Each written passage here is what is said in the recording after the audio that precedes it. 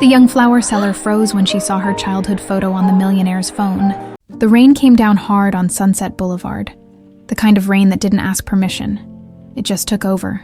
Headlights cut through the darkness like searchlights, reflecting off puddles that looked almost pretty if you didn't think too hard about what else was floating in them. Cars whooshed past, their tires sending up sprays of dirty water that nobody seemed to care about. Inside those cars, people were warm. They were going somewhere. They had places to be. Lucy Reyes had nowhere to be except right here, holding a basket of white daisies that were getting more beaten up by the second. 23 years old and barefoot on one of the most famous streets in Los Angeles, her feet had gone numb about an hour ago, which was almost a blessing. The thin cotton dress she wore, picked up from a donation bin last month, clung to her skin, and her dark hair hung in wet ropes down her back. She'd given up trying to look presentable around the third hour of standing out here. Flowers. Fresh flowers. Her voice barely carried over the sound of traffic. Not that it mattered. Most people didn't even glance her way. She'd learned that about this city pretty quick. You could be drowning right in front of someone, and they'd step over you to get their overpriced coffee. A Mercedes slowed at the red light. Lucy's heart did that stupid, hopeful thing it always did. Even though she knew better, she moved toward the window, lifting her basket. The window stayed up. Of course it did. The light turned green and the car pulled away, splashing her legs with gutter water. Lucy closed her eyes and took a breath. 5 more flowers sold today. 5. At $2 each. That was $10. Enough for maybe a decent meal if she went to the right place. Enough to keep her going another day. That's all she ever thought about anymore. Another day. Just get through another day. She couldn't remember when she'd stopped thinking about the future. Maybe around the time she realized she didn't have one. Not a real one. Anyway, people like her, people who grew up in the system, who aged out with nothing, who ended up on streets like this, they didn't get futures. They got survival. And if you were lucky, you got good at it. Lucy was getting good at it. But there were nights, like tonight, standing in the rain with wilted daisies and numb feet, when she wondered what the point was. 23 years old, and the only thing she owned was a backpack with a change of clothes, a toothbrush, and a blanket that smelled like mildew, and memories. She had those too, though she wasn't sure they counted as owning something when they were so blurry she couldn't tell what was real and what she'd made up. A voice, deep and warm, calling her something. Mi niña de la luna, my moon girl. Or was it moonchild? Her Spanish was terrible, picked up in bits and pieces from the streets. The smell of wood, cedar maybe, and something sweet, like vanilla.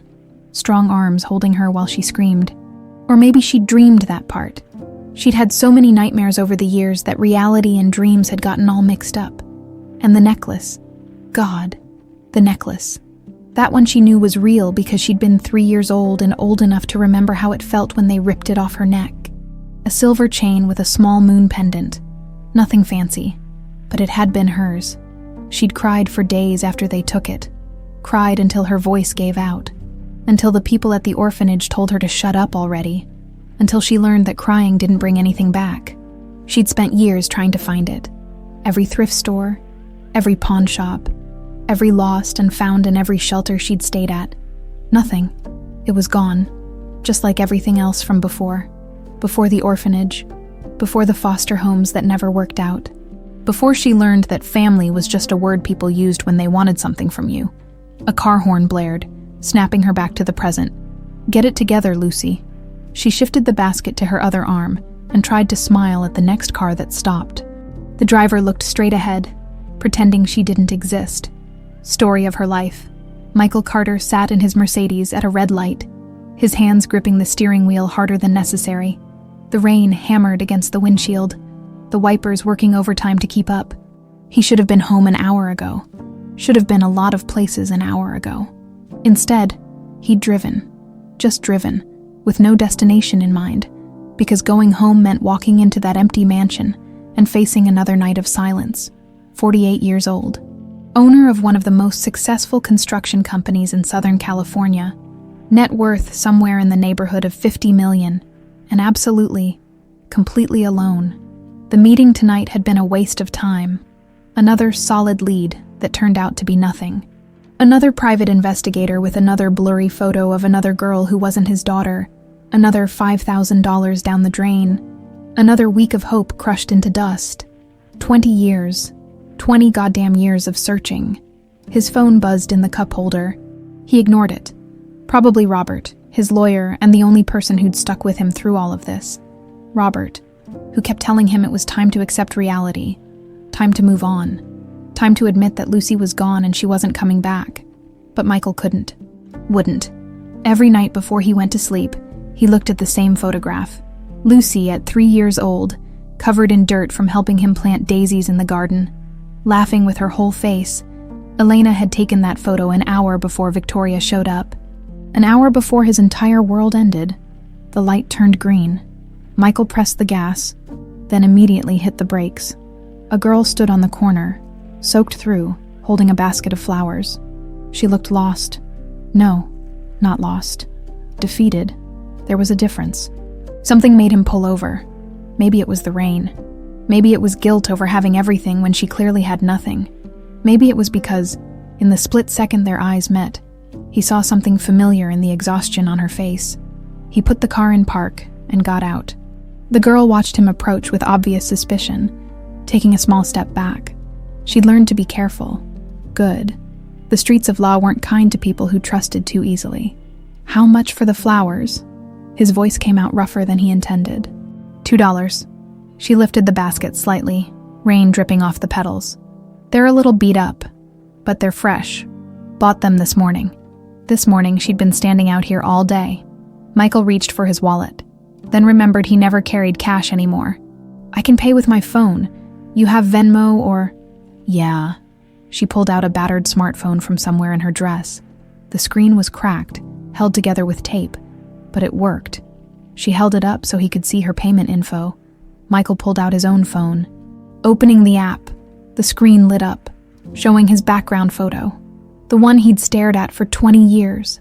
3-year-old Lucy, dirt-smudged and grinning, holding that silver moon necklace like it was the most precious thing in the world. The girl froze.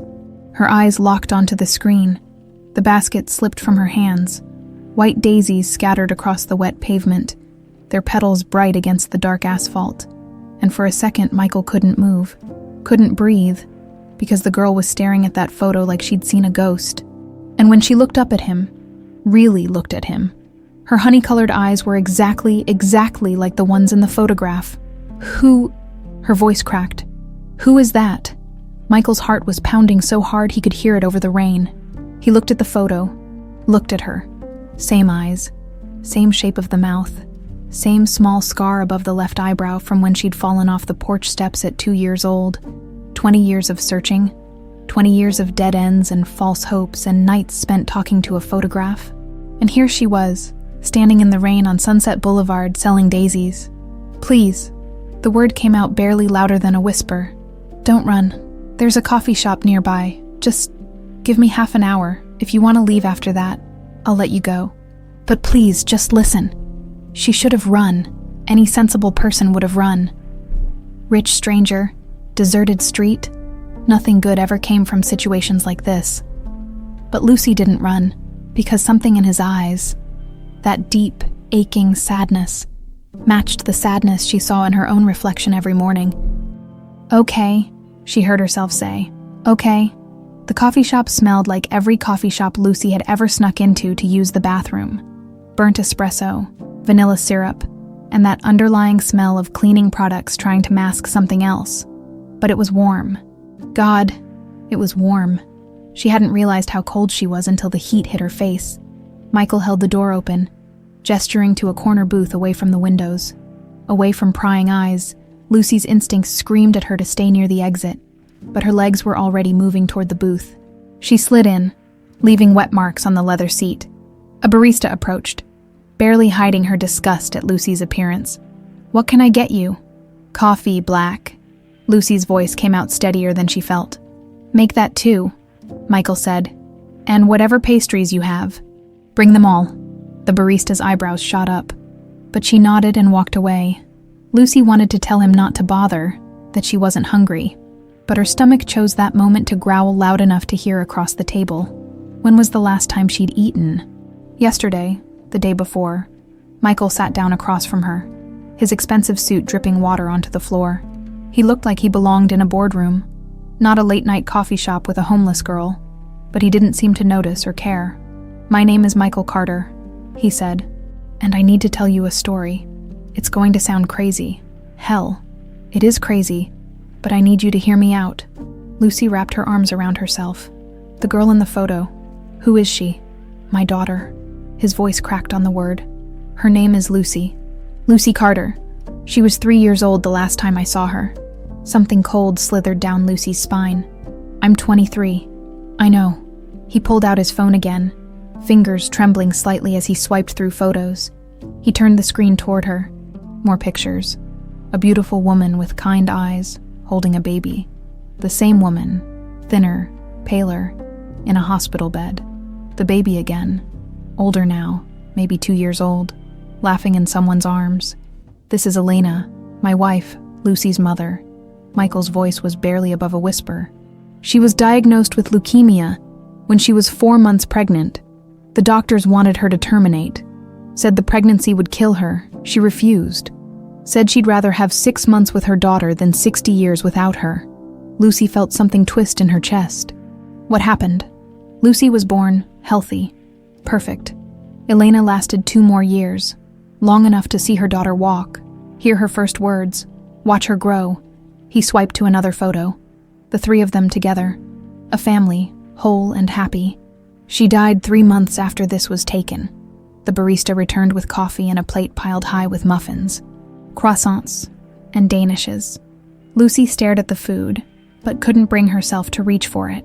Michael continued, his words coming faster now, like he'd been holding them in for too long. "Elena's sister, Victoria, showed up at the funeral. Hadn't seen her in years. They'd had some kind of falling out, but she was all sympathy, all support. Said she wanted to help with Lucy. At first, I was grateful. I was barely functioning. Couldn't sleep. Couldn't think straight. The business was falling apart. I was falling apart." He took a sip of coffee, his hands shaking. "Victoria started suggesting that maybe Lucy would be better off with her for a while, just until I got my feet under me. She had a nice house, a stable life. She kept saying Elena would have wanted Lucy to have stability. She kept pushing and pushing, and I kept saying no. Lucy was all I had left of Elena. I wasn't giving her up." "So what happened?" Lucy heard herself ask. "Victoria went to court, got some social worker on her side, convinced a judge that I was unstable, that I couldn't provide a safe environment for a child. She had money, connections, a lawyer who knew every trick in the book. I hired lawyers too, but..." He stopped, his jaw clenching. "She won temporary custody, said it was just until I got help, said Lucy would be safe with her." The coffee shop seemed to tilt. Lucy gripped the edge of the table.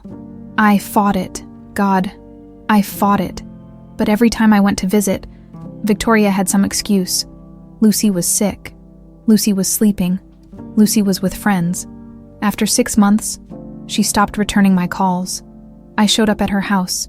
She'd moved. No forwarding address. I hired private investigators. Found out she'd transferred custody to some adoption agency. Claimed I'd signed off on it. My signature was forged. But by the time I proved it, the trail was cold. Lucy was just gone." "You're saying someone stole your daughter?" Lucy's voice sounded hollow even to her own ears. "Not someone, Victoria. My wife's own sister." The bitterness in his voice was sharp enough to cut. "And she didn't place Lucy with a good family like she claimed. I found out years later. She dumped her at an orphanage, St. Mary's, just outside downtown. By the time I tracked that down, the girl who was placed there had already been moved to foster care. The records were a mess. Every lead went nowhere. Lucy felt like she was underwater. Sounds muffled and distant. St. Mary's. She knew that place. Gray walls, the smell of disinfectant. A nun with cold hands who'd told her to stop crying, or they'd give her something to cry about. I never stopped looking." Michael's voice pulled her back. "Every investigator, every lead, every rumor of a Lucy Carter somewhere in the system. 20 years, and tonight, I was driving around after another dead end. And I saw you, saw your eyes, and I knew. That's insane. Lucy's laugh came out broken. You can't just know something like that. Can't I? He looked at her with an intensity that made her want to look away. Tell me you don't remember anything from before the orphanage. Tell me you don't have any memories at all. She opened her mouth to say exactly that, but the words stuck because she did remember. Fragments, pieces, moments that felt more like dreams, but maybe weren't. A voice calling her, Mi niña de la luna, my moon girl, the smell of cedar and vanilla, strong arms holding her while she screamed for, Papi, she whispered without meaning to. I remember screaming for my Papi. Michael's face crumpled. He pressed his hand over his mouth. Eyes squeezed shut when he opened them. They were wet. That's what you called me, Papi. Even though Elena spoke mostly English. You picked up Spanish from my parents. You'd run around the garden yelling, Papi, mira, every time you found a bug or a flower. Lucy's hands were shaking. She grabbed a muffin just to have something to hold, tearing it into small pieces. I had a necklace, silver, with a moon. Elena gave it to you the day you were born. Had it engraved with your initials on the back, LRC, Lucy Rose Carter. He reached into his jacket and pulled out a small velvet pouch. Opened it. Inside was a silver chain with a moon pendant, catching the light. The room spun. Lucy couldn't breathe. They took it from me at the orphanage. I cried for days. Victoria was supposed to give you to a good family. Instead, she erased you. Erased your past, your name, everything. Made it so I'd never find you. His voice turned hard. And then she went on with her life like nothing happened. Lucy stared at the necklace, at the man across from her, at the photos on his phone. This wasn't possible. Things like this didn't happen in real life. This was some kind of scam. But the memories, the fragments that had haunted her for 20 years, the feeling of being loved once, a long time ago, before everything went dark. I need proof, she said. DNA test, documents, something real. Already called my lawyer on the way here. He'll set everything up tomorrow, whatever you need. Michael leaned forward. I'm not asking you to believe me right now. I'm asking you to give me a chance to prove it. Come stay at my house just for a few days, until the results come back. If I'm wrong, if the DNA doesn't match, I'll pay you for your time and you never have to see me again. And if you're right, then you're my daughter, and I get to spend the rest of my life making up for the 20 years we lost. Lucy looked at the necklace again. At the photos. At the man who'd spent 2 decades searching for a little girl who might not exist anymore. Okay, she heard herself say. Okay. What else could she say? Her entire life had been a question mark. Maybe it was time to find some answers. Even if those answers terrified her, Beverly Hills looked like a different planet. Lucy pressed her face against the Mercedes window as they wound through streets lined with palm trees and mansions that could have housed 100 people. Street lamps cast everything in a warm golden glow, making it look like a movie set. Probably because half these houses were movie sets. Or close enough. She'd lived in Los Angeles her whole life and never been up here. Why would she? People like her didn't belong in neighborhoods where the security gates cost more than most people's cars. Michael pulled into a driveway that seemed to go on forever, finally stopping in front of a house. No, not a house. An estate. All glass and steel and modern angles that probably had a name like architectural masterpiece in some magazine. This is where you live. Lucy's voice came out smaller than she intended. Yeah, Michael killed the engine. I know it's a lot. We can take it slow. Slow, right. Like there was a slow way to process walking into a life that looked nothing like the one you'd been living an hour ago. The front door opened before they reached it. A woman stood there, maybe 60, with silver hair pulled back in a neat bun and kind eyes that reminded Lucy of one of the better foster moms she'd had, the one who'd actually learned her name. Dios mío, Michael, you're soaked through. The woman's accent was thick, warm, Mexican, probably. Her eyes landed on Lucy and widened slightly, but she recovered quick. And you brought a guest. Carmen, this is Lucy. Michael's voice held something Lucy couldn't quite identify. Hope, maybe, or fear. Lucy, this is Carmen Delgado. She keeps this place running and keeps me from forgetting to eat. Keeps you from forgetting to live, more like, Carmen muttered. She looked at Lucy. Really looked. and something shifted in her expression. "You're soaked too, mija. Come in, come in. I'll get you both towels.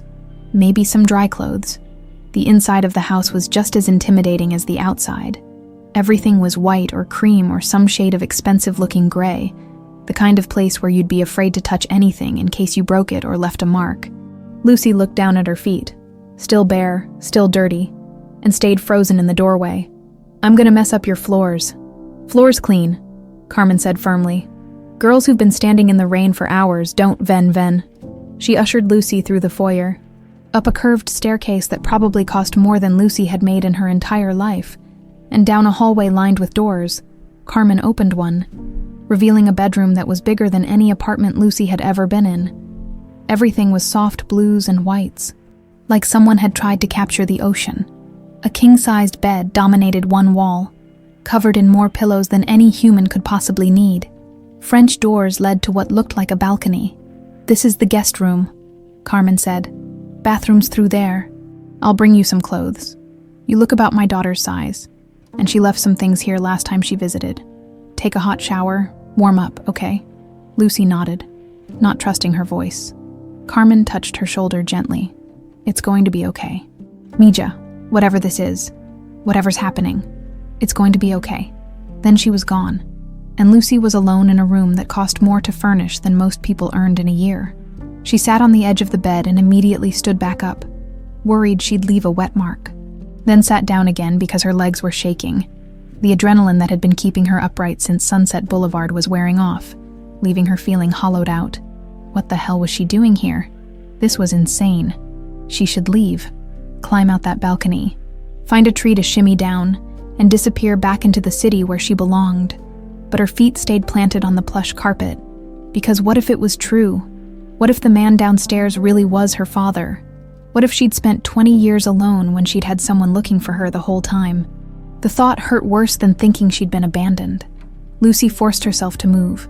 The bathroom was all marble and gleaming fixtures, the kind of bathroom that had heated floors and a shower with about 6 different nozzles. She stood under the spray until the water ran cold, watching 23 years of street grime circle the drain. When she emerged, there were clothes on the bed, soft cotton pajama pants, a loose t-shirt, fuzzy socks, all clean, all in her size. Lucy put them on and felt like she was wearing a costume. A knock on the door made her jump. "It's just me," Carmen called. "Can I come in?" "Yeah." Carmen entered, carrying a tray with soup, bread, and tea. She set it on the bedside table. "Eat. You look like you haven't had a decent meal in days. Weeks." "Probably." Lucy sat on the bed, pulling the tray toward her. The soup was still steaming, smelling like chicken and vegetables and something else. Something that tickled the edge of a memory she couldn't quite catch. Carmen watched her take the first spoonful. "It's caldo de pollo, chicken soup, my abuela's recipe." And just like that, Lucy was 3 years old again, sitting at a table, swinging her legs that didn't quite reach the floor, eating soup that tasted exactly like this, while someone sang softly in Spanish. The spoon clattered against the bowl. "I remember this. Someone made this for me, a long time ago." Carmen's eyes went bright with tears. "Michael's mother, Maria. She lived with them after Lucy was born, helped take care of the baby. She made this soup every week. She sang," Lucy whispered, "a song about stars. Estrellita, ¿dónde estás?" Carmen sang softly. "Me pregunto qué serás." The memory crashed over her like a wave. An old woman with gentle hands, flour on her apron, singing that song while stirring a pot on the stove. A little girl. Her. It was her, dancing around the kitchen with a wooden spoon. "I remember her," Lucy said, and started crying. Carmen sat beside her, wrapping an arm around her shoulders. "Let it out, mija. Let it all out," Lucy cried for the grandmother she'd forgotten, for the mother she never knew, for 20 years of being alone when she hadn't needed to be. Carmen just held her, rocking slightly, humming that same lullaby. When the tears finally stopped, Lucy felt emptied out, but somehow lighter. "He kept your room," Carmen said quietly. "Michael, your room from when you were a baby hasn't changed a single thing in 20 years. That's..."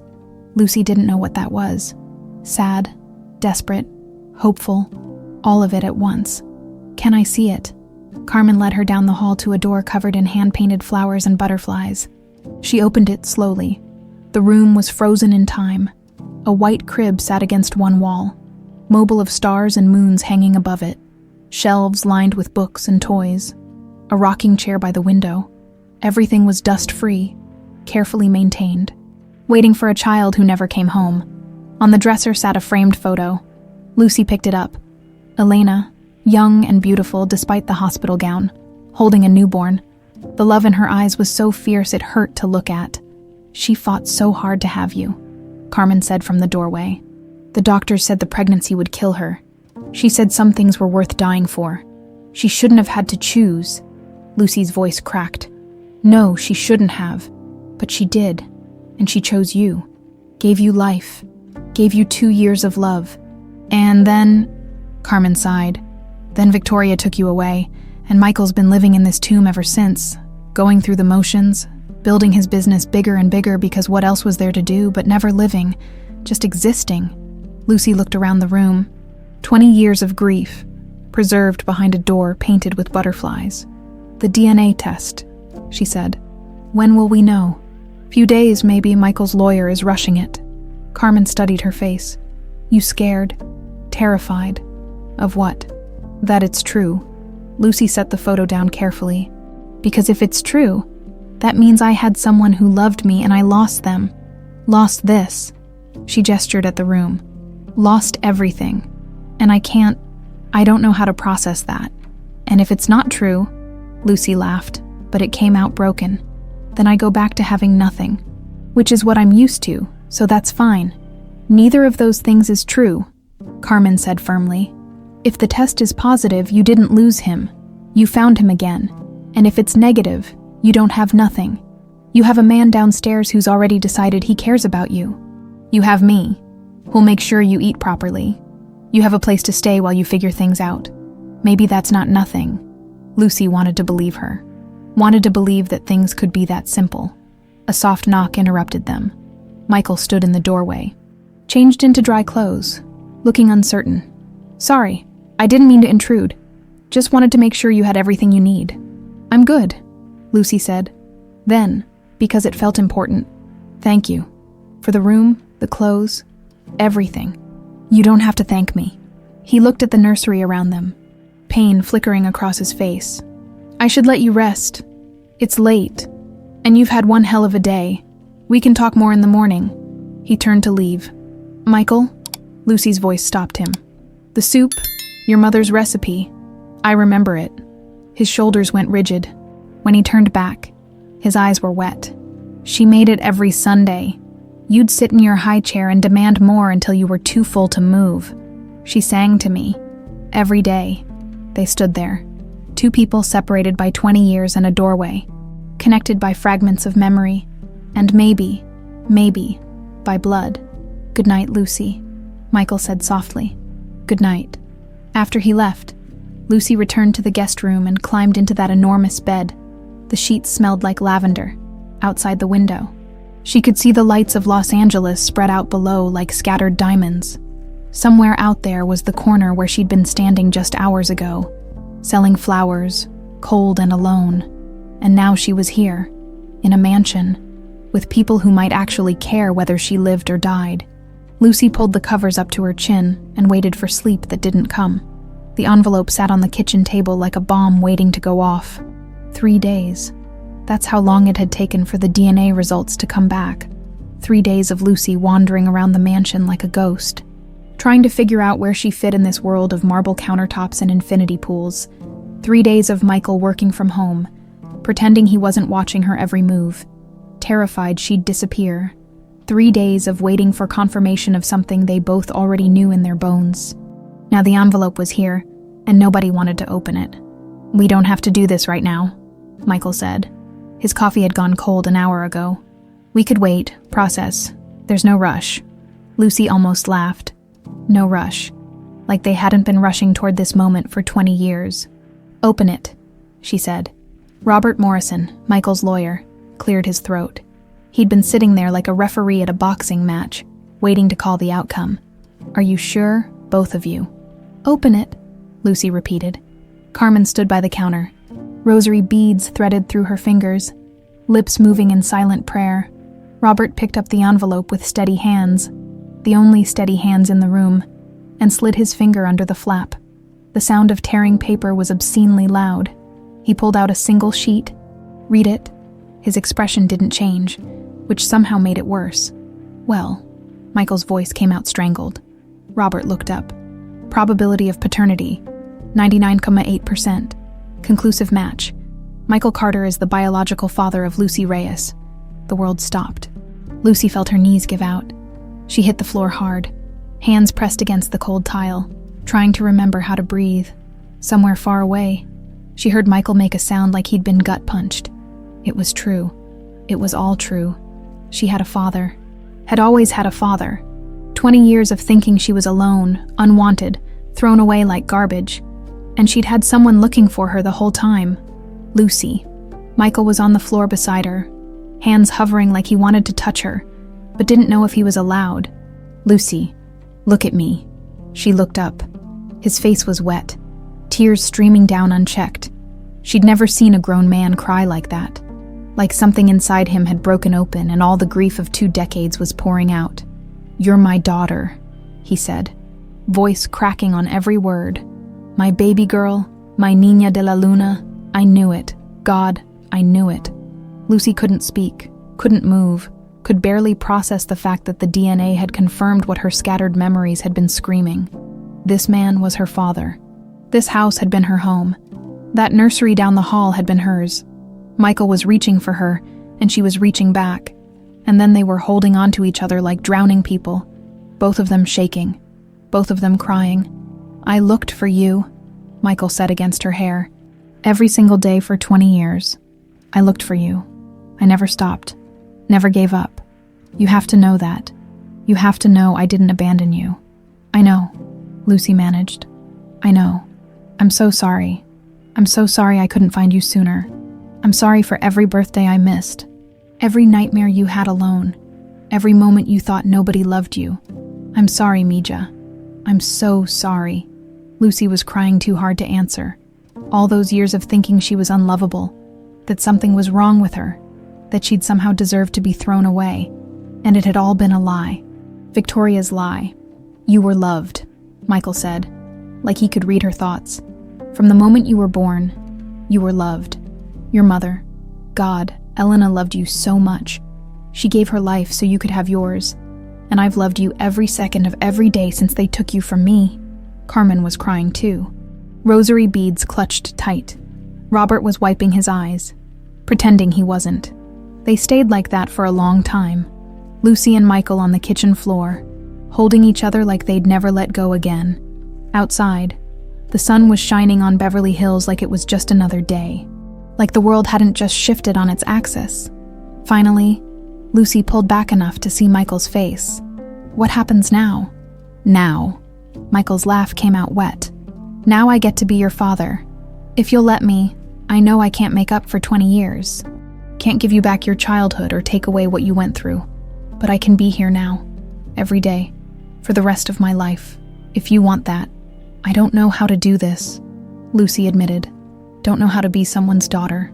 I've been alone for so long. We'll figure it out together," Michael said. "One day at a time. No pressure, no expectations, just let me try." Lucy nodded, not trusting her voice. Robert stood, smoothing his suit.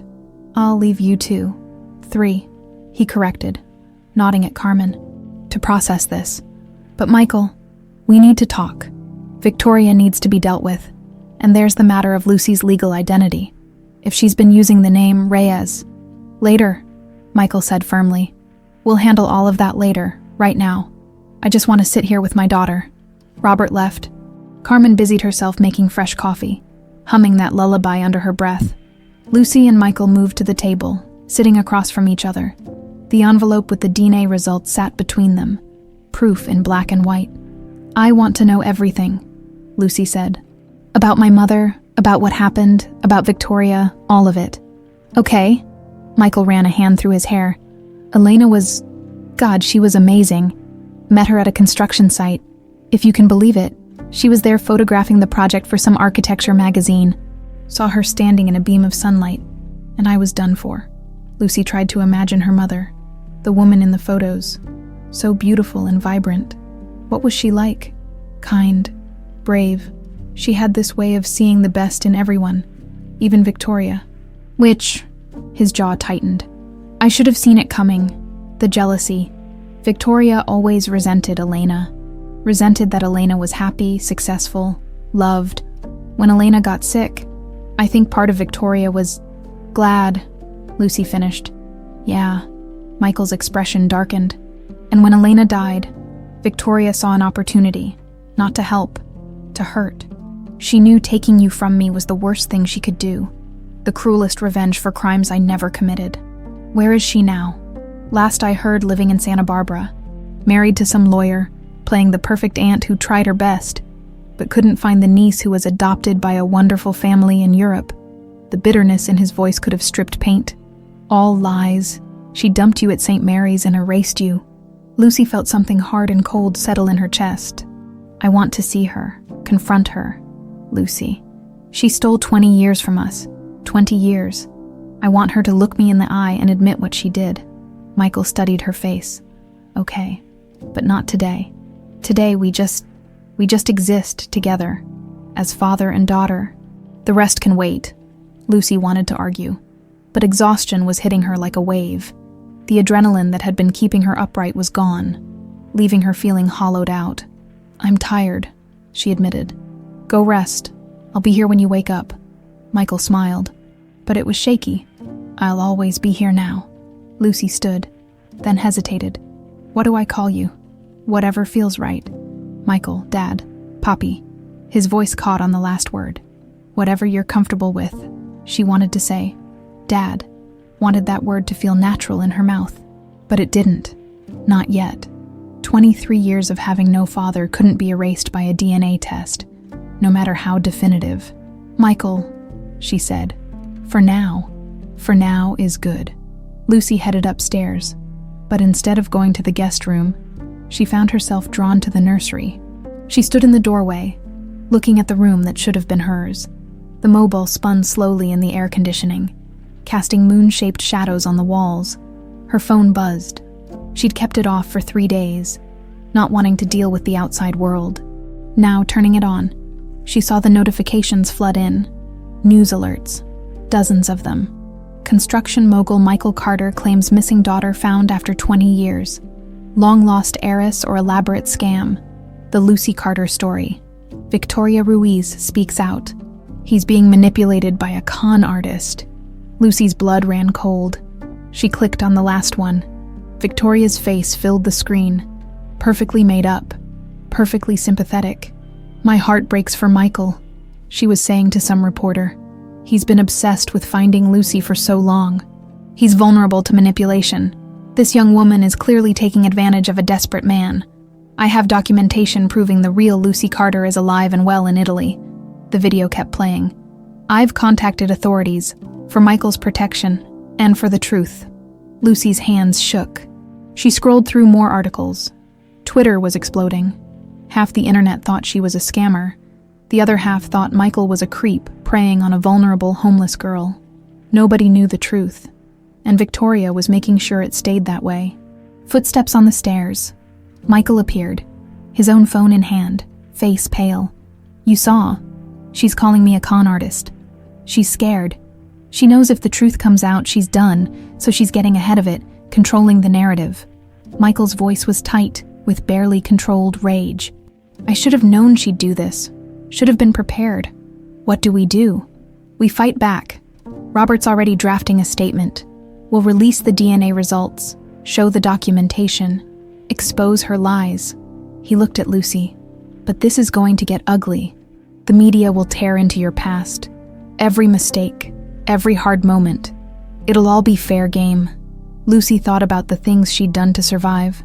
The food she'd stolen. The nights she'd slept in places she shouldn't have. The people she'd trusted who'd betrayed her. Let them, she said. I survived 20 years on the streets. I can survive some bad press. Michael's eyes filled with pride. You're stronger than I ever was. I learned from the best. Lucy said. Then softer. From my mother. She fought to give me life. The least I can do is fight to keep it. They stood together in the doorway of the nursery, looking at the room preserved for a child who'd never had the chance to grow up there. We're going to win this, Michael said. Lucy looked at her father. And yes, that's what he was. DNA test or not. Father was written in every desperate year he'd spent searching, and nodded. Yeah, we are. The vultures came at dawn. Lucy woke to the sound of shouting outside. She stumbled to the window and her stomach dropped. The street beyond the security gate was packed with news vans, cameras, reporters holding microphones like weapons, signs, protesters. People with nothing better to do than camp outside someone's house waiting for drama. Lucy Carter, real or fake? One sign read, "Gold digger go home," screamed another. Her phone had been buzzing non-stop since 3 a.m. She'd finally turned it off. But that didn't stop the notifications from piling up. Hundreds of them. Thousands, maybe. Everyone had an opinion about her life, and they weren't shy about sharing it. Carmen knocked softly before entering. Don't look at your phone, mija. And definitely don't go online. Too late. Lucy's voice came out flat. She'd made the mistake of checking Twitter before bed. Big mistake. The comments were vicious. Obviously a scammer, rich old guy, poor young girl. Do the math. She looks homeless. Probably saw an opportunity and jumped on it. Feel bad for Michael Carter. Man loses his daughter. Gets conned by some street rat. Street rat. That one had stung. Robert's downstairs, Carmen said. He wants to talk strategy, and Michael made breakfast, though I don't think anyone's going to eat it. Lucy followed her down. The kitchen looked like a war room. Papers everywhere. Laptops open. Robert pacing while talking on his phone. Michael stood at the stove, flipping pancakes nobody wanted with mechanical precision. Don't care what they're offering, Robert was saying. We're not doing an exclusive with anyone until we control the narrative. Yes, I understand that's how it works. Tell them no anyway. He hung up, looked at Lucy. You okay? Define okay. Fair point. Robert gestured to the table. Sit. We need to talk about next steps. Michael abandoned the pancakes, sitting beside Lucy. He looked like he hadn't slept. Join the club. Victoria's playing this perfectly, Robert said, pulling up his tablet.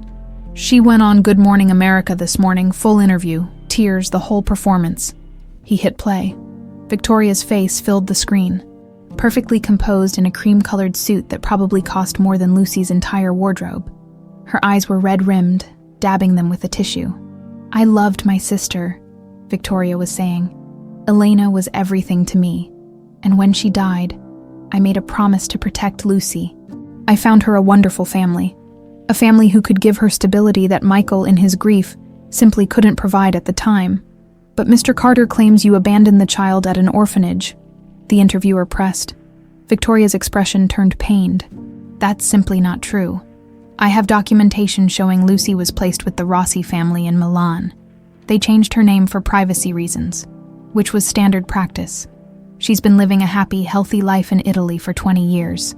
Then who is this young woman claiming to be Lucy Carter? I don't know. Victoria looked directly into the camera. But I know she's not my niece, and I'm heartbroken that someone would exploit Michael's grief this way. He's vulnerable. He's been searching for so long that he's seeing what he wants to see, not what's real. Robert paused the video. She's got forged adoption papers. Photos of some Italian girl she's claiming is the real Lucy. Birth certificates, school records, the works. It's all fake, but it looks legitimate enough to create reasonable doubt. What about our DNA test? Michael demanded. She's questioning its validity, suggesting you might have paid off the lab, or that the girl, Lucy, might have somehow contaminated the sample. It's all bullshit, but she's planting seeds of doubt. Lucy felt sick. People believe her. Some do. She's been preparing for this for years. Apparently, built a whole false history just in case you ever resurfaced. Robert ran a hand through his hair. But we've got ammunition too. Sister Magdalena from St. Mary's is willing to testify. She kept the original intake records from when Victoria dropped Lucy off. And we've got investigators tracing Victoria's movements 20 years ago. Credit card receipts, phone records. witnesses who saw her at the orphanage. So we expose her, Michael said. It's not that simple. Victoria's married to Thomas Reyes. He's a partner at Morrison. Webb and Associates, big firm, lots of connections. They've already filed a defamation suit against you for malicious lies that damaged her reputation. And, Robert hesitated, Child Services showed up this morning. Lucy's blood ran cold. What? A social worker? Claims there's been a report of a vulnerable adult being held against her will. Victoria's people are suggesting you're not here voluntarily, that Michael might be... He stopped. It's character assassination. They're trying to make him look like a predator, and you look like a victim. That's insane. Lucy stood up, chair scraping against the floor. I'm here because I want to be here. Because he's my father. I know that. You know that. But the court of public opinion doesn't care about truth. It cares about narrative. And right now, Victoria's narrative is winning. Michael's phone rang. He glanced at the screen and cursed. It's Marcus Webb, third time this morning, he answered on speaker. What? Michael? Marcus's voice was smooth, sympathetic in a way that set Lucy's teeth on edge. I'm calling as a friend. The board met this morning. Emergency session. We're concerned about the media attention affecting the company's reputation. Concerned, Michael repeated flatly. The Riverside project, they're threatening to pull out. Said they don't want to be associated with this kind of controversy. And the Johnsons are reconsidering the San Diego development. Let me guess. You want me to step down. Pause. Temporarily. Just until this blows over. It's what's best for the company. The company I built from nothing. The company that wouldn't exist without me. Michael, be reasonable. Michael ended the call. Sat there staring at his phone like it might explode. They're going to vote me out, he said quietly. Marcus has been waiting for an opportunity like this for years. Lucy felt like she'd been punched. This is my fault. No, Michael's voice was sharp. This is Victoria's fault. She's the one who started this war. We're just finishing it. How? Lucy demanded. She's got lawyers, money, fake documents. She's got the media eating out of her hand. What do we have? The truth, Robert said. And Sister Magdalena. And a paper trail that Victoria didn't hide as well as she thought. Is that enough? It has to be. Carmen's phone buzzed. She looked at it, and her face went pale. Lucy, you need to see this. She turned her phone around. A tabloid article. Lucy Reyes. Criminal past exposed. Photos. Lucy at 17, getting arrested for shoplifting. At 19, sleeping in a doorway. At 21, being escorted out of a shelter after a fight with another resident. Former foster mother speaks out. She was trouble from day one. Violent, dishonest, manipulative. Lucy's vision blurred. That foster mother, the one who'd locked her in a basement for 3 days as punishment for coming home past curfew. The one Lucy had finally fought back against, earning herself a black eye and a night in juvie. They're twisting everything, she whispered. Of course they are. Michael took her hand. That's what they do. They find your lowest moments and use them against you. Michael, maybe I should just go. Leave. If I'm gone, this all stops. Your company is safe. Victoria has no target and you can... No. The word came out like a gunshot. Absolutely not. You're not running. We're not letting Victoria win. She's already winning. Then we fight harder. Michael stood, that CEO authority taking over. Robert, schedule a press conference. Tomorrow. We're releasing everything. DNA results, Sister Magdalena's testimony, Victoria's paper trail, all of it. And Lucy's going to tell her story. The real story. Lucy felt panic claw up her throat. Michael, I can't. You can. You're stronger than you know. He looked at her, the way a father looks at his daughter, full of pride and certainty. You survived 20 years on the streets. You can survive standing in front of some cameras. They're going to tear me apart. Let them try. Michael's smile was sharp. They're going to learn what happens when you mess with a Carter. The doorbell rang. Everyone froze. I'll get it, Carmen said, heading for the door. A moment later, she returned with a woman in her 30s, professional suit, kind face but sharp eyes. Lucy Reyes, I'm Sarah Chen from Child Protective Services. I need to speak with you. Alone. Michael stood. She doesn't have to. It's okay, Lucy interrupted. She looked at Sarah. Let's talk. They went to the living room. Sarah sat down, pulling out a notepad. I'm here following up on a report that you might be in an unsafe situation. Are you here voluntarily? Yes. Has Mr. Carter threatened you in any way? Made promises he hasn't kept? Pressured you into claiming to be his daughter? No. He's been nothing but kind. I notice you have a history of... Sarah consulted her notes. Unstable living situations, multiple foster homes, time on the streets, arrests for petty theft and assault. I did what I had to do to survive. And now you're living in a mansion with a millionaire who's conveniently claiming you're his long-lost daughter. Sarah's tone wasn't accusatory, just observational. You can see how that might look suspicious. Lucy met her eyes. I can see how someone who wanted to make it look suspicious could do that. Yeah, I can also see that you're doing your job, and I respect that. But I'm telling you, I'm here because I want to be. Because the DNA test proved he's my father. Because for the first time in 23 years, I have a family. Sarah studied her. The person who filed the report, Victoria Reyes, claims to have evidence that you're not who you say you are. Victoria Reyes is the person who abandoned me at an orphanage when I was 3. She's the reason I spent 20 years thinking I had nobody. So yeah, she's going to say whatever it takes to cover her ass. Can you prove that? By tomorrow, the whole world will know it. Lucy leaned forward. Look, I get it. You see a homeless girl living with a rich guy, and red flags go up. But sometimes things are exactly what they look like. I'm his daughter. He's my father.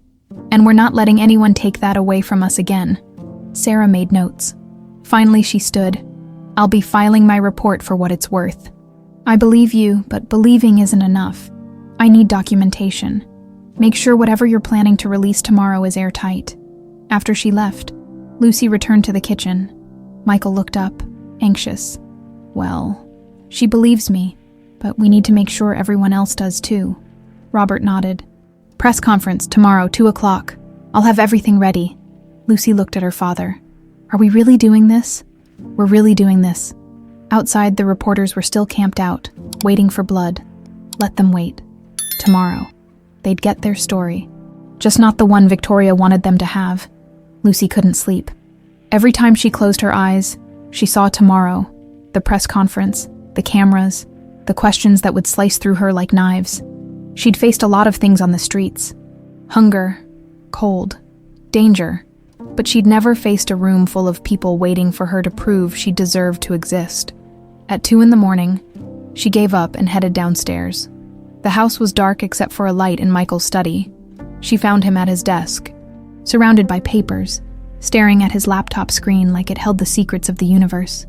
Can't sleep either, she asked from the doorway. He looked up, managing a tired smile. Seems to be going around. Come in. Lucy sat in one of the leather chairs across from him. The study smelled like books and coffee, and that cedar scent she was starting to associate with safety. What are you working on? Going through every document Robert compiled, making sure we haven't missed anything Victoria could use against us tomorrow. He rubbed his eyes. She's smart. Smarter than I gave her credit for. Every lie she's told has just enough truth woven through it to be believable. That's what makes a good con, Lucy said. I learned that on the streets, the best lies are the ones that sound like they could be true. Michael looked at her. Really looked. And Lucy saw something in his expression that made her chest ache. Sadness, pride, regret, love, all mixed together in a way that was probably what having a parent felt like. I hate that you had to learn that, he said quietly. Hate that you had to learn any of the things you learned out there. Made me who I am. I know.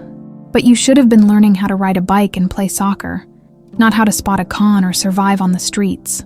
Lucy didn't know what to say to that, so she didn't say anything. They sat in comfortable silence for a moment, the kind of silence that felt less lonely than most conversations. Her phone buzzed. Unknown number. Lucy almost ignored it, but something made her answer. Hello, Lucy Reyes. The voice was smooth, female, cultured.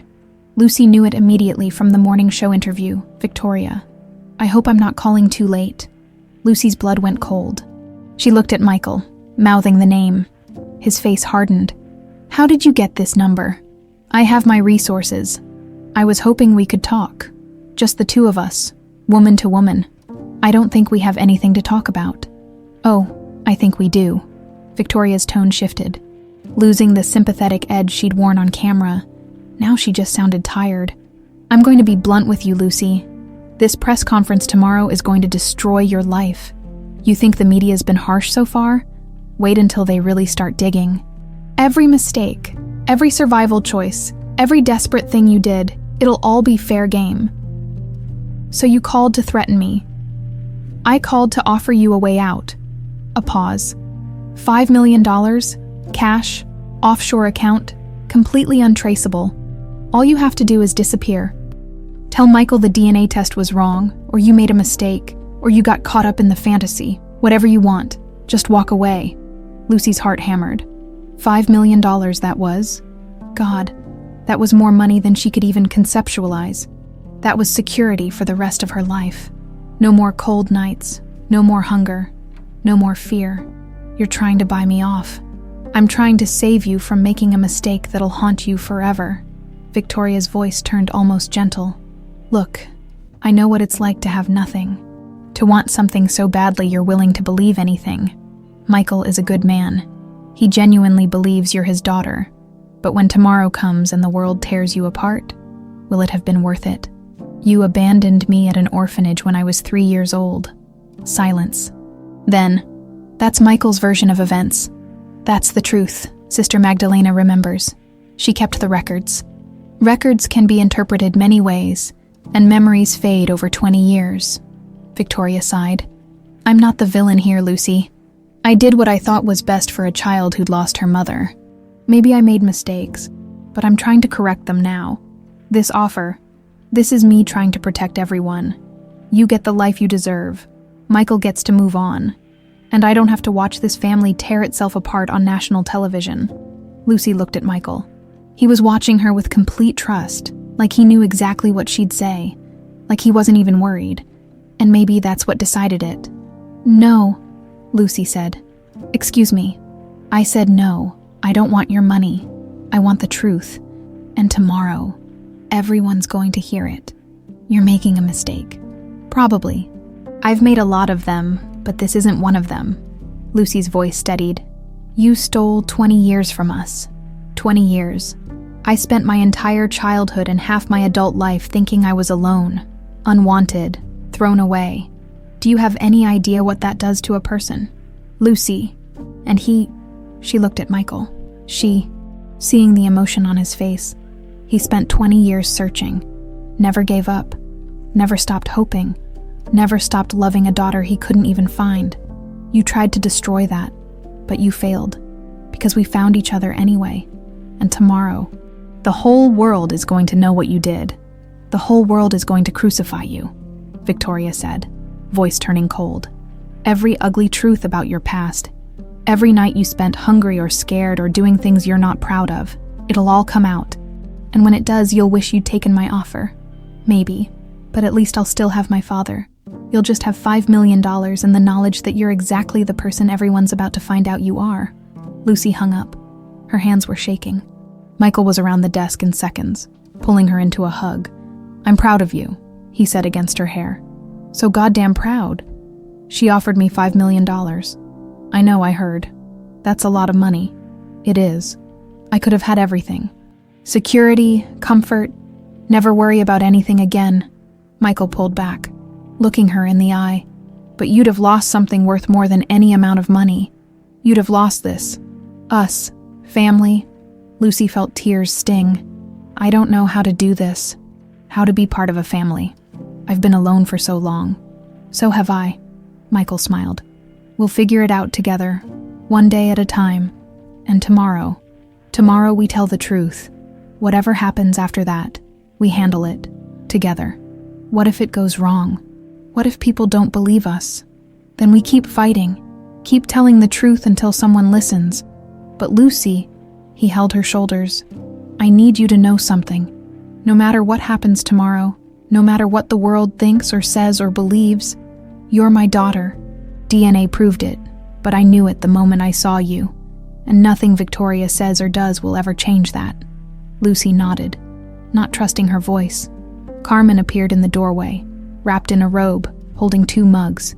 "Chamomile tea, both of you, and then bed. Tomorrow's going to be a long day and you need rest." "Yes, ma'am," Michael said with a small smile.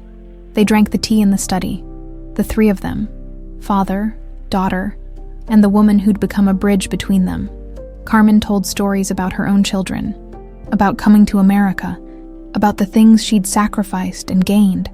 "Family isn't just blood," Carmen said. "It's choice. It's showing up.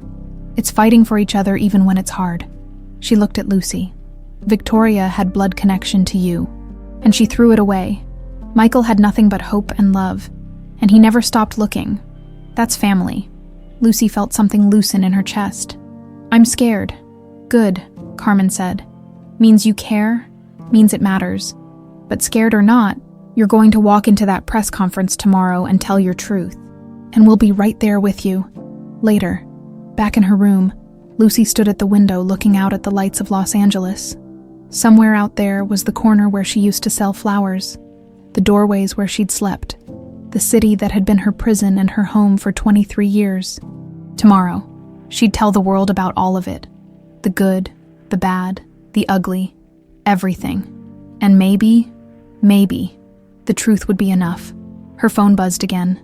Another unknown number. Lucy almost didn't answer, expecting Victoria with a higher offer, but it wasn't Victoria. "Lucy Reyes," a man's voice, professional. "My name is James Mitchell. I'm a reporter with the Los Angeles Times. I've been investigating Victoria Ruiz for the past week, following some leads about inconsistencies in her story. I'd like to talk to you before tomorrow's press conference. I think I have information that could help."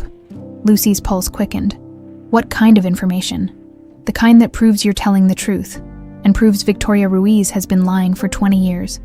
Are you willing to meet?" Lucy looked at the clock. 3 a.m. In a few hours. The sun would rise on the most important day of her life. "Yes," she said. "I'm willing to meet." Because if there was one thing Lucy had learned in 23 years of surviving, you took every weapon you could get, and tomorrow, she'd need all of them.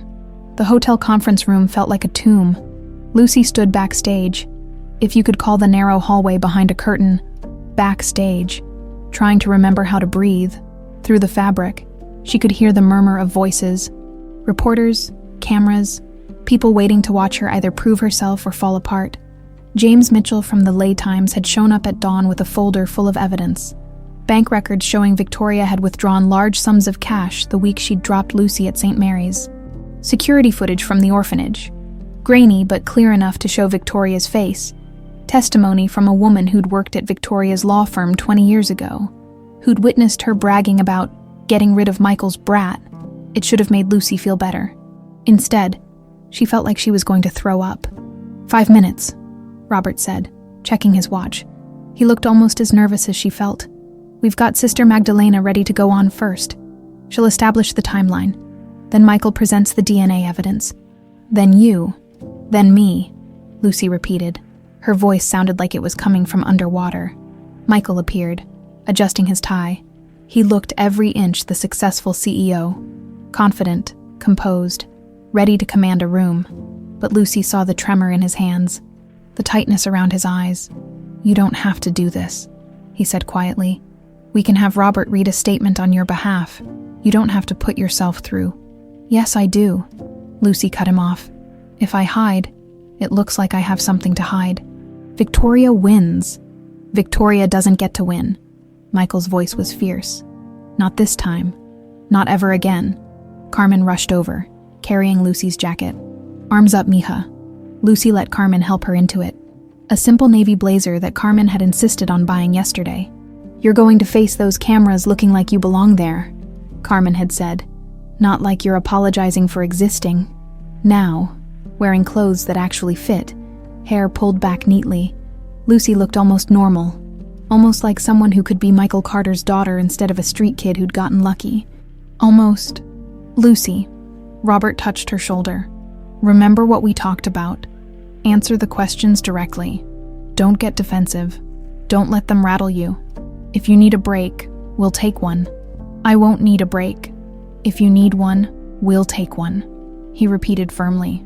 Through the curtain, Lucy heard the room settle, someone tapping a microphone. Robert stepped out first, his voice carrying clearly. Thank you all for coming. We have a statement regarding the allegations made by Victoria Reyes about Michael Carter and his daughter. Lucy, we'll be presenting evidence, testimony, and giving Lucy an opportunity to speak. Please hold questions until the end. Sister Magdalena went first. 80 years old, spine straight, voice unwavering. She spoke about the night a well-dressed woman had showed up at St. Mary's with a 3-year-old girl. No proper paperwork, no background check, just cash and a story about a troubled family situation. I knew something wasn't right, Sister Magdalena said. The child was traumatized, kept crying for her papi, asking when he was coming to get her. The woman, Victoria Reyes, told me the father was dead, said the child was confused, but I saw the look in that woman's eyes when she left. No love, no regret, just relief, like she'd disposed of something inconvenient. Lucy felt tears sting but blinked them back. Not yet. She couldn't fall apart yet. Michael went next, presented the DNA results from 3 different labs, showed the documents proving Lucy's birth certificate, proving Elena's death certificate, proving his legal paternity before Victoria had gotten involved. For 20 years, Michael said, voice steady, I searched for my daughter, hired investigators, followed every lead. Some people told me to give up, move on, accept that she was gone. But I couldn't, because I knew, somewhere out there, Lucy was alive, and she deserved to know she had a father who'd never stop loving her. His voice cracked on the last word. Lucy saw him grip the podium. And then one night, I saw her, standing in the rain, selling flowers, and I knew, before the DNA test, before any proof, I knew, because you don't forget your own child. You don't forget the pieces of yourself walking around in the world. The room was silent except for camera shutters. Then Robert said, and now, Lucy Carter would like to say a few words. This was it. Lucy walked out from behind the curtain. The lights hit her like a physical force. Hot, blinding, exposing. She couldn't see the reporters, just shapes behind the cameras, but she could feel them, judging, waiting, hungry for her to mess up. She reached the microphone, adjusted it. Her hands were shaking so badly she had to grip the podium to steady them. My name is Lucy Carter, she began. Her voice came out too soft. She cleared her throat, tried again. My name is Lucy Carter. For 20 years, I thought my name was Lucy Reyes. I thought I was an orphan. Thought I'd been abandoned because I wasn't good enough. Wasn't worth keeping. Deep breath. Keep going. I spent my childhood in foster homes. Some were okay. Most weren't.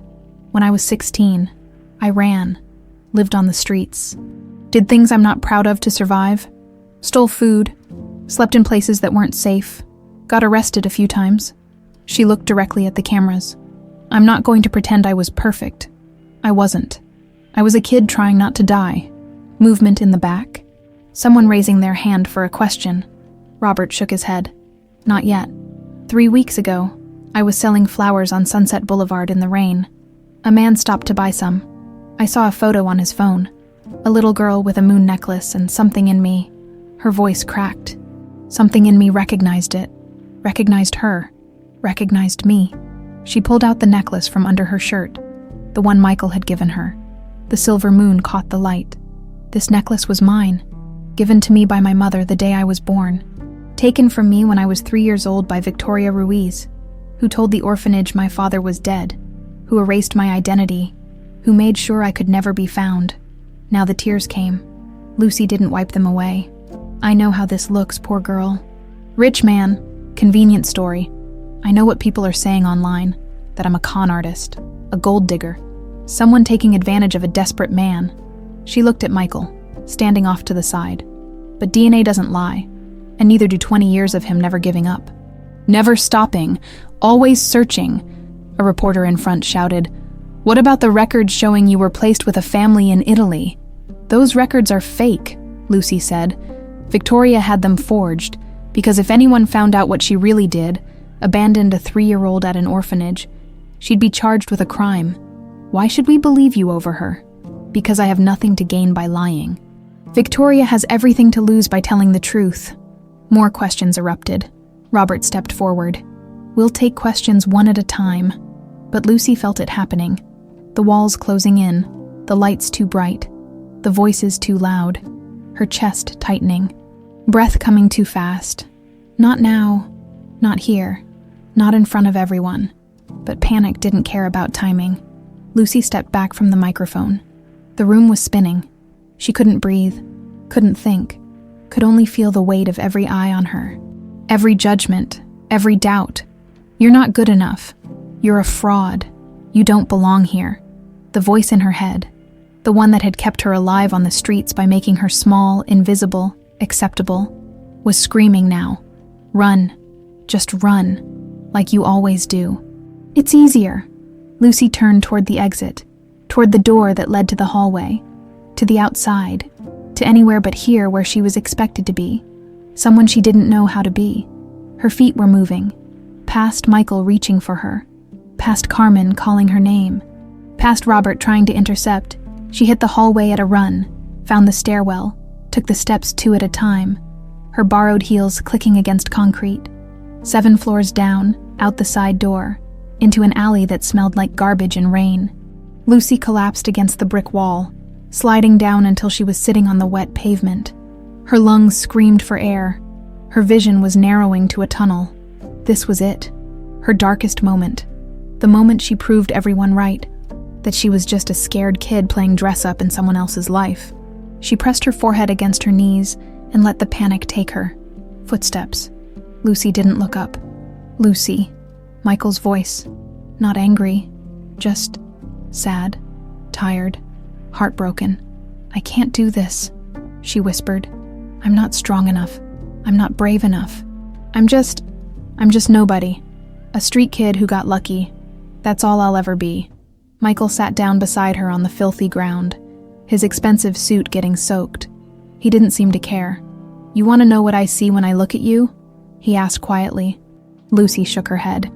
I see someone who survived 20 years of hell, who woke up every day not knowing where her next meal would come from and decided to keep going anyway, who stood on street corners in the rain and still tried to smile at strangers, who got knocked down 100 times and got up 101. He paused. I see someone who walked away from $5 million because she wanted the truth more than she wanted the money. That's not nobody, Lucy. That's a warrior. I'm scared. Good. Means you're human. Michael pulled out his wallet, extracted that worn photograph he'd carried for 20 years. You know what I did whenever I wanted to give up, whenever another lead went nowhere and I thought maybe everyone was right. Maybe it was time to move on. I looked at this picture and I told myself, that little girl is out there somewhere, and she deserves a father who doesn't quit on her. Lucy looked at the photo, that 3-year-old with dirt on her face and joy in her eyes. I'm not her anymore. No, you're better. You're the woman she survived to become. Michael put his arm around her shoulders. And that woman doesn't run from fights. She faces them head on. Lucy leaned into him, let herself be held by her father for what felt like the first time. Really held. The way a child should be. What if we lose? She whispered. Then we lose together. But Lucy, we're not going to lose because we have something Victoria doesn't. We have the truth, and the truth is louder than any lie. Lucy thought about the reporters upstairs, the cameras, the world waiting to see if she'd come back. She thought about Victoria, sitting somewhere confident that Lucy would break. And she thought about that little girl selling flowers in the rain who'd gotten one impossible chance at something better. Okay, Lucy said finally. Okay, let's go back. You sure? No, but I'm doing it anyway. Michael helped her stand. They were both soaked. Both probably looked like disasters. But they walked back to that hotel together, side by side, father and daughter, ready to finish what they'd started. The conference room went silent when Lucy walked back in. Every camera swung toward her. Every reporter stopped typing. Even the air seemed to hold its breath, waiting to see if she'd run again or stand. Lucy walked straight to the podium. Her clothes were damp, her makeup probably ruined, her hands still shaking, but she stood there anyway, gripping the microphone like a lifeline. "Sorry about that," she said. Her voice carried clearly now. "Panic attack. Turns out standing in front of the world and proving you deserve to exist is kind of stressful." A few nervous laughs rippled through the room. "I spent 20 years learning to be invisible, learning to take up as little space as possible, learning that wanting things, wanting family, wanting home, wanting to matter, was dangerous, because every time I wanted something, it got taken away." She looked directly at the cameras. "So yeah, standing here and saying I matter, I'm real, I deserve to be believed, that's terrifying. But you know what's more terrifying? Going back to being invisible, going back to pretending I don't exist." She pulled out her phone, opened Twitter.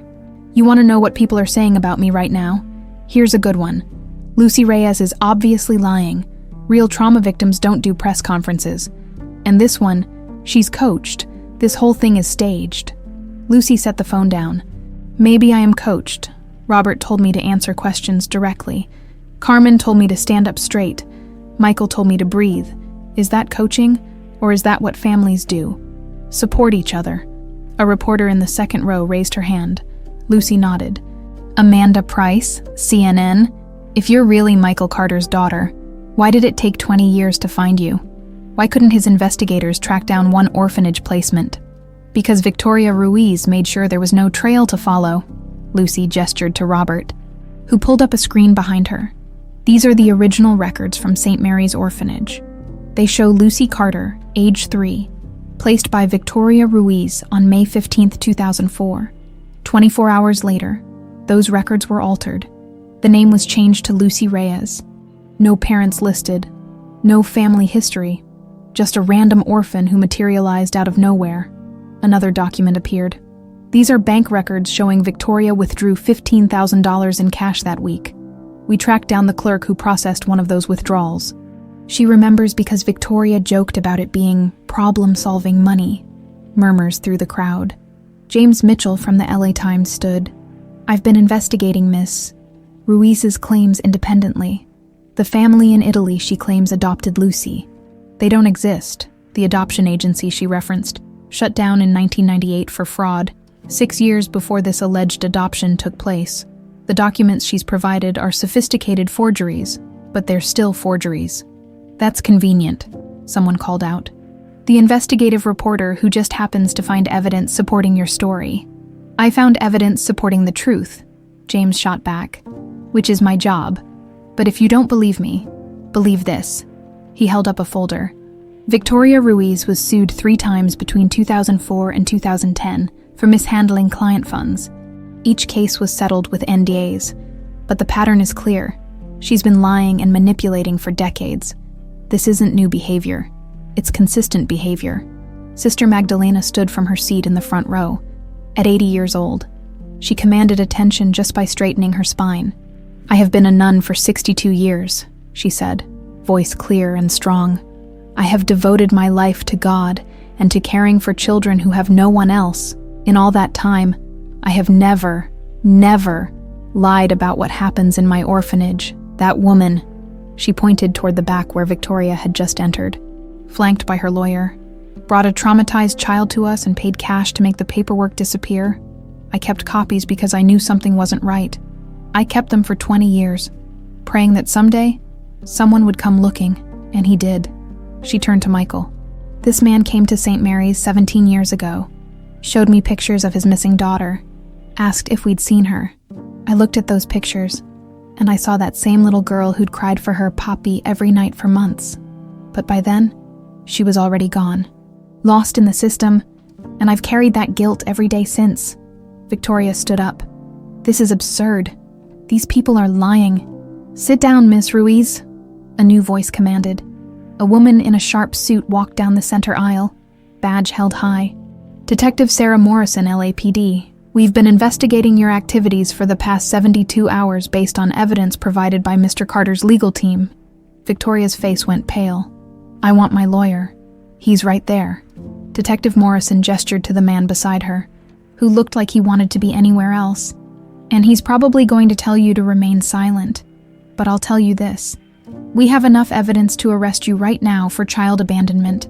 falsification of legal documents, fraud, and obstruction of justice. The only question is whether you want to make this worse by continuing to lie. The room erupted. Cameras flashed. Reporters shouted questions. Victoria tried to push toward the exit, but 2 uniformed officers blocked her path. Lucy watched it happen like it was a movie, like it was happening to someone else. Victoria, the woman who'd haunted her nightmares for weeks, who'd tried to buy her silence, who'd spent 20 years covering up her crime, was being led out in handcuffs. "Ms. Reyes," a reporter called out. "Do you have anything to say to Lucy Carter?" Victoria stopped, turned, looked directly at Lucy with such pure hatred that Lucy actually stepped back. "You're not special," Victoria spat. "You're just the evidence of my sister's mistake. Elena should have never had you, should have saved herself instead of sacrificing everything for a child who turned out to be nothing but trouble." The room went deathly quiet. Michael moved toward Victoria, face contorted with rage. Robert grabbed his arm, held him back, but Lucy walked forward until she was standing right in front of Victoria. "My mother," Lucy said quietly, "gave her life so I could have mine. She chose love over fear, chose hope over survival, and you." She looked Victoria up and down. "You chose cruelty. You took a 3-year-old who just lost her mother, and you threw her away like garbage. Not because you had to, not because it was best for anyone, but because you were jealous. Because Elena had something you never could, the ability to love someone more than herself." Victoria's jaw clenched. "You don't know anything about—" "I know everything I need to know. I know that 20 years ago, you destroyed a family, and today, you failed because we found each other anyway. And no matter what happens to you, prison, lawsuits, whatever, you have to live with the knowledge that you lost. The little girl you tried to erase grew up, survived, won." Lucy stepped back. "Take her away." "I'm done looking at her." The officers escorted Victoria out. Her lawyer followed, already on his phone, probably calling in favors. The room exploded with questions again, but Lucy barely heard them. Michael was there, pulling her into his arms, and she let herself be held while cameras clicked and reporters shouted and the whole world watched. "You did it," Michael whispered.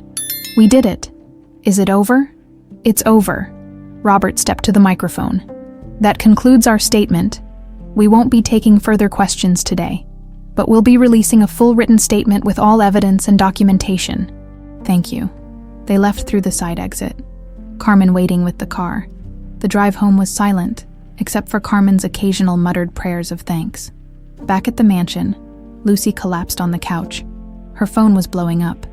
Hundreds of messages. Thousands of notifications. She turned it off. "What happens now?" she asked. "Now." Michael sat beside her, looking more exhausted than she'd ever seen him. "Now we figure out how to be a family. Real life, no cameras, no drama. Just us. I don't know how to do that. Neither do I. But we'll learn." Carmen brought tea. They sat together as the sun set over Los Angeles, painting the sky in shades of orange and pink. Lucy's phone buzzed one more time before she'd turned it off completely. A text from James Mitchell. "CN just reported. Victoria's lawyer released a statement. She's taking a plea deal. Full confession in exchange for reduced sentence. It's really over. You won." Lucy showed it to Michael. He read it, then pulled her close. "Your mother would be so proud of you," he said. "I wish she could see the woman you've become." Lucy looked at the sunset. Maybe she can. Maybe she can. They sat there until the stars came out, marking the end of the longest day and the beginning of something new, something that looked like hope, something that looked like home. 3 months after the press conference, Lucy woke up to sunlight streaming through her bedroom window and the smell of Carmen's cooking drifting up from the kitchen. For a moment, just a moment, she forgot where she was. Her body tensed, ready to grab her backpack and run before someone kicked her out of whatever doorway she'd crashed in. Then she remembered. She was home. The word still felt foreign in her mouth, like speaking a language she'd only just learned, but it was getting easier. Every morning that she woke up in the same bed, ate breakfast at the same table, saw the same faces, it got a little more real. Lucy patted downstairs in the pajamas Carmen had bought her, soft cotton with little moons on them, because Carmen had a sense of humor about these things. The kitchen was warm and bright, morning light making everything glow golden. Michael sat at the island, reading the newspaper. Actual paper, because he was stubborn like that. With reading glasses perched on his nose, he looked up when she entered, and his face did that thing it always did now. That little softening, that smile that said, "You're here, you're real, you're mine." "Morning, Mija."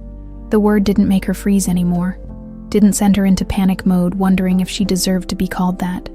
Now it just made her feel warm. "Morning, Dad."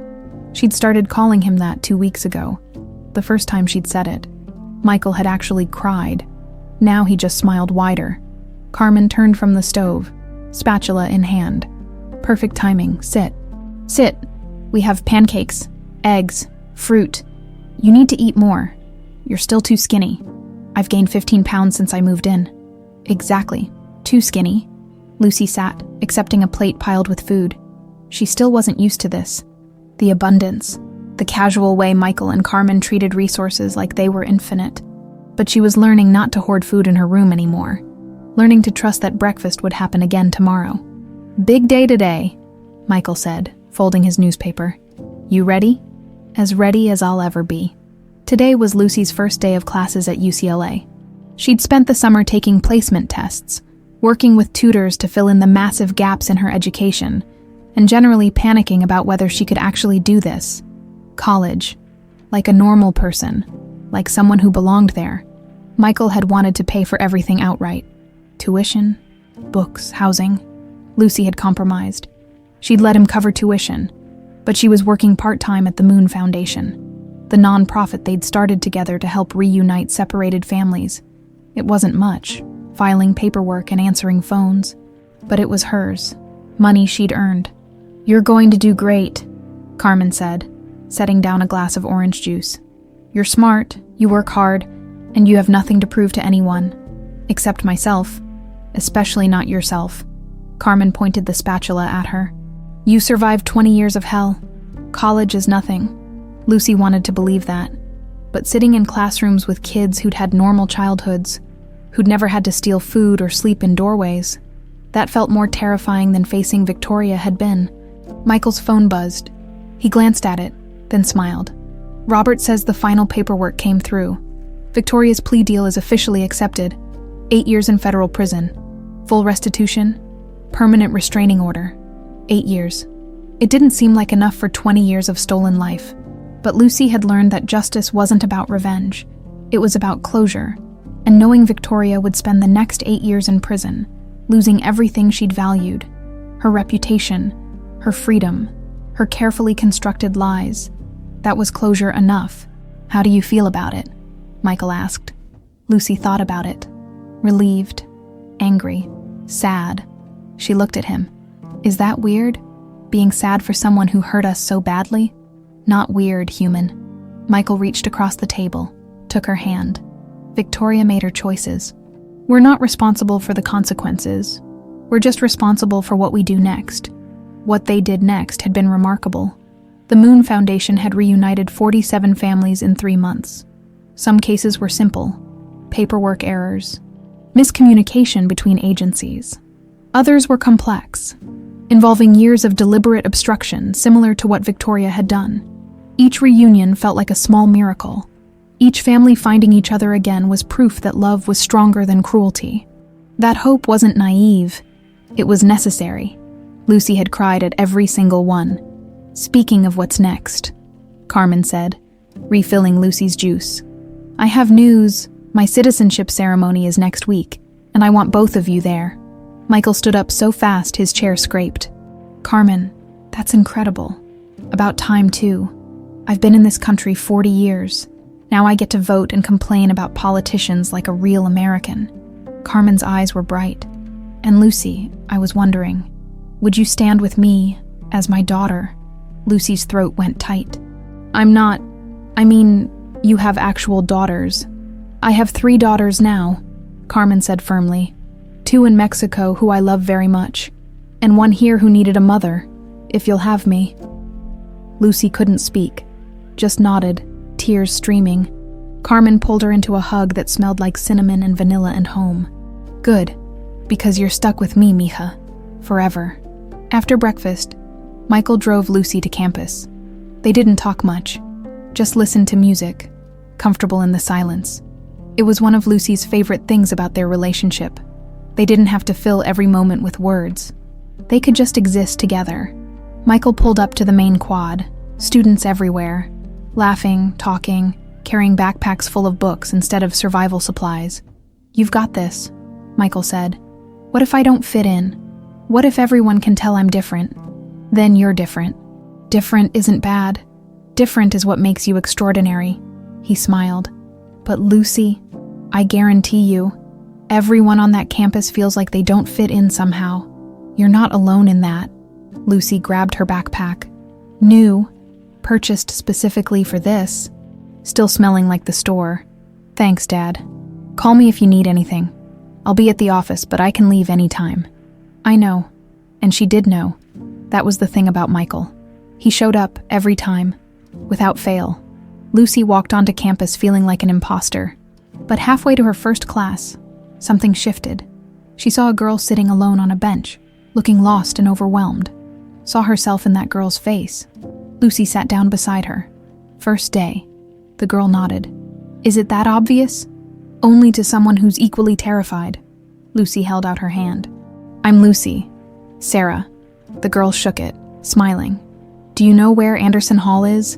I've been wandering for 20 minutes. I have no idea, but I have a map and determination. Want to get lost together?" They did get lost. Ended up 15 minutes late to their first class, which turned out to be the same class, which made them both laugh. The professor, Dr. Martinez, Introduction to Social Work, didn't seem bothered. "Welcome to the field where being late because you stopped to help someone is considered good practice," she said with a wink. The class was everything Lucy had hoped for, and everything she'd feared. Complex, challenging, full of concepts that made her brain hurt, but also relevant, real. This was how she could help people, how she could make sure other kids didn't fall through the cracks the way she had. After class, Sarah invited her to coffee. They sat in the campus cafe, and Sarah talked about growing up in foster care, about aging out of the system, about working 3 jobs to save for college. "I always felt like I was alone in this," Sarah said. "Like everyone else had it figured out and I was just faking it." "You're not alone," Lucy said, and meant it. They exchanged numbers, made plans to study together. By the end of the day, Lucy had been to 4 classes, gotten lost twice, made 2 friends, and only had 1 small panic attack in a bathroom stall. Progress. Michael picked her up at 5. "How was it?" "Terrifying, overwhelming, amazing."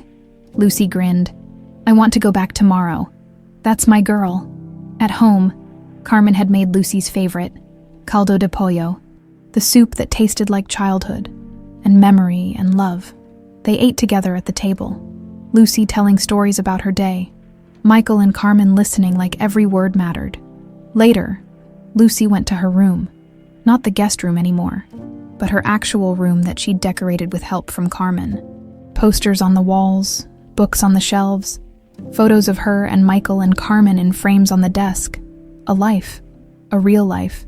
She pulled out her phone, scrolled through messages, one from Sarah about homework, one from James Mitchell asking if she wanted to grab coffee next week.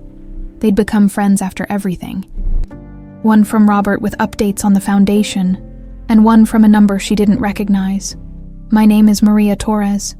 I saw your story on the news. I've been looking for my daughter for 12 years. Can you help me?" Lucy stared at the message.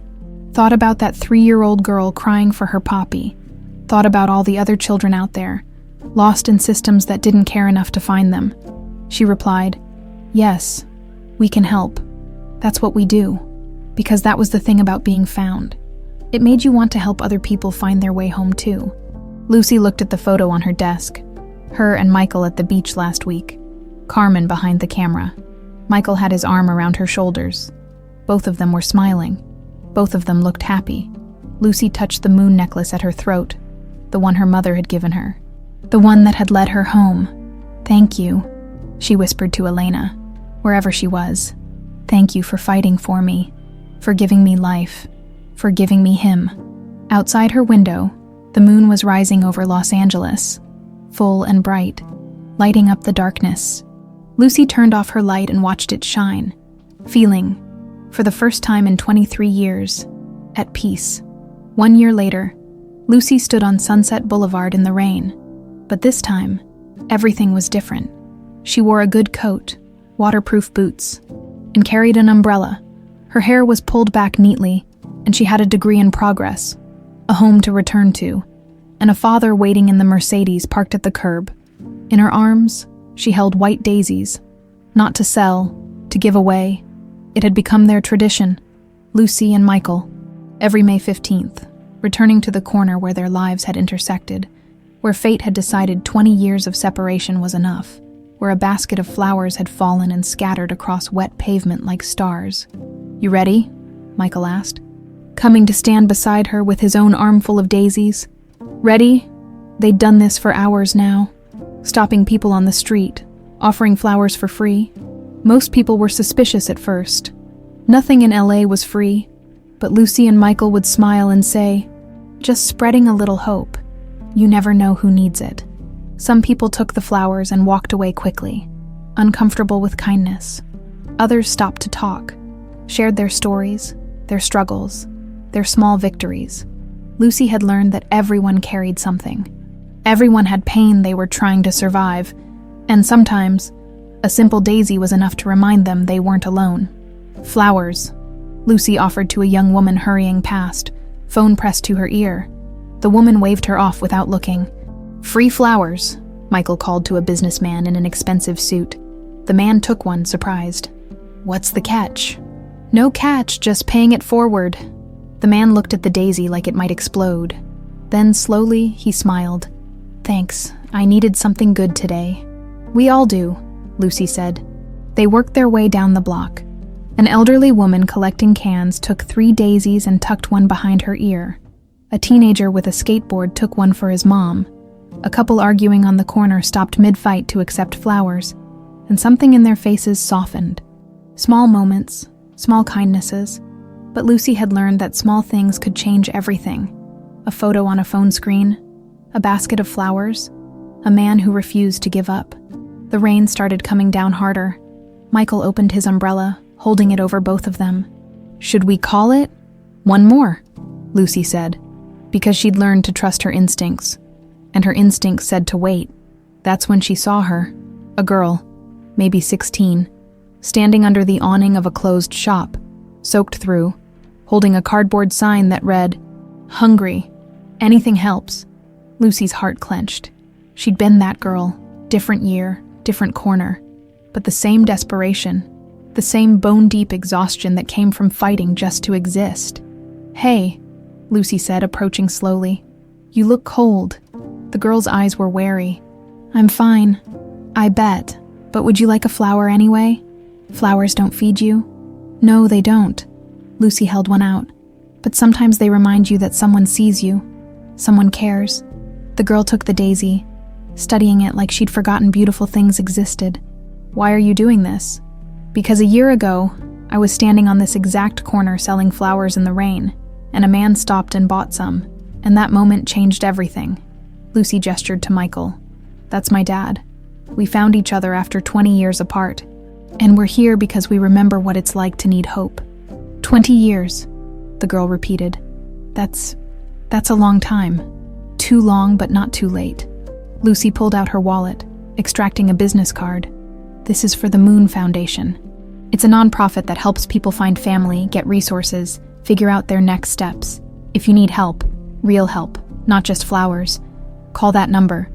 Ask for Lucy Carter." The girl looked at the card.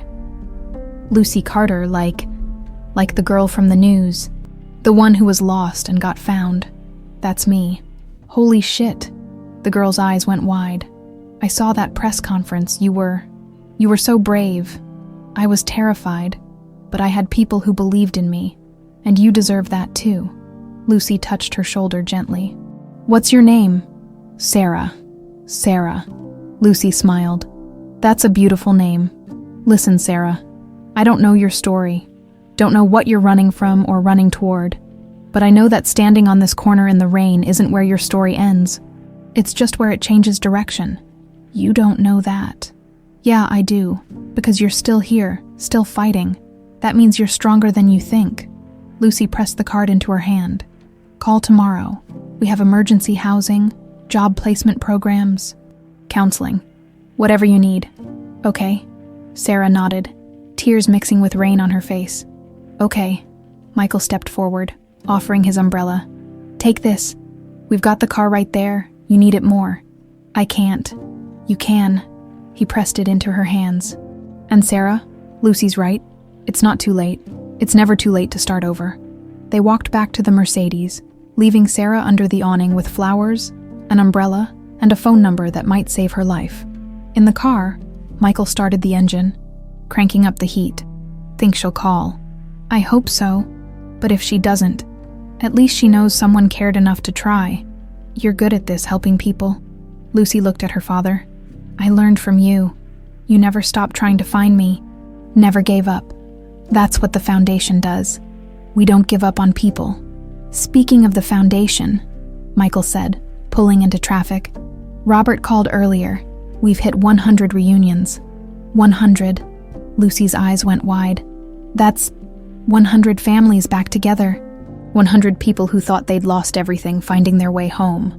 Michael's voice was thick with emotion. Your mother would be so proud. Lucy touched her moon necklace. She'd visited Elena's grave last week, brought daisies, told her mother about college, about the foundation, about finally feeling like she belonged somewhere. I like to think she knows, Lucy said quietly, that wherever she is, she can see what we're doing, see that her sacrifice mattered. It mattered more than she could have imagined. They drove in comfortable silence, the city lights blurring past the windows. So much had changed in a year. Victoria was in prison. The company had recovered. Marcus Webb had been voted out, and Michael was back in control. Carmen was an official U.S. citizen. Lucy was halfway through her first year of college, maintaining a 3.8 GPA and mentoring other former foster kids. But more than any of that, they were a family, a real, messy, imperfect, beautiful family. You know what today is? Michael asked as they pulled into the driveway. May 15th, anniversary of the day we found each other. Also the day your mother and I got married. 30 years ago today, I promised Elena I'd love her forever. Promised I'd protect our family. He turned to Lucy. I broke that promise for 20 years, but I'm keeping it now. You never broke it, Lucy said firmly. You kept looking, kept loving. That's keeping the promise. Inside, Carmen had prepared a feast. The dining room table was covered with Lucy's favorite foods, candles lit, flowers everywhere. But the centerpiece made Lucy stop in her tracks. A photograph she'd never seen before. Elena, heavily pregnant, laughing, Michael beside her, hand on her belly, looking at his wife like she hung the moon, and in the bottom corner, in Elena's handwriting, for our Luna, may you always know how loved you are. I found it last week, Carmen said softly, in a box of Elena's things. Thought you should have it. Lucy traced her mother's face, the woman who'd fought so hard to give her life, who'd sacrificed everything so Lucy could exist. Thank you, she whispered, for everything, both of you. They ate together, telling stories. Carmen talked about her daughters in Mexico. Lucy had met them last month via video call, instant sisters who welcomed her with open arms. Michael talked about new projects for the foundation. Lucy shared about her classes, about Sarah from campus who was now her best friend, about the life she was building brick by brick. After dinner, they moved to the backyard. Michael had done something special, planted a garden of white daisies, hundreds of them, surrounding a small bench with a plaque, Elena's garden, where love never ends. They sat together on the bench, watching the sunset paint the sky in brilliant colors. The moon was already visible, pale against the orange and pink. You know what I realized? Lucy said. This whole time, I thought the moon necklace was about me, mi niña de la luna. But maybe it was about Mom, too. She was the moon, lighting up the darkness so we could find our way home. Michael's voice was rough. She'd like that. They sat in Elena's garden until the stars came out. 3 people bound together by loss and love, and the stubborn refusal to give up. Lucy's phone buzzed, a text from an unknown number. "Hi, this is Sarah, the girl from today. I called the number. They're helping me. Thank you. You were right. It wasn't too late." Lucy showed Michael the text. He smiled. 101. 101, Lucy agreed. She looked up at the moon, full and bright. The same moon that had hung over this house 20 years ago when a little girl was taken. The same moon that had watched over her through every cold night, every moment of despair, every time she'd thought about giving up. The moon that had guided her home. "Thank you," Lucy whispered to the sky, to her mother, to fate, to whatever force in the universe had brought her back to where she belonged. Michael put his arm around her shoulders. "What are you thinking about?" "Everything." "Nothing. How lucky I am." "We're the lucky ones, Mija. Getting you back. That's the greatest gift I could have ever received." Carmen joined them on the bench, squeezing in between them. "My girls are visiting next month. They want to meet their sister properly. I'd love that." And Lucy meant it. She had sisters now, plural, a father, a second mother, a home, a purpose. She had everything. As the moon climbed higher in the sky, Lucy Carter, once Lucy Reyes, once a lost girl selling flowers in the rain, sat with her family in a garden of daisies and felt completely, perfectly whole. Some stories don't have happy endings, but this one did. And every day, through the Moon Foundation, they were writing more, one reunion at a time, one family at a time, one moon at a time, lighting the way home.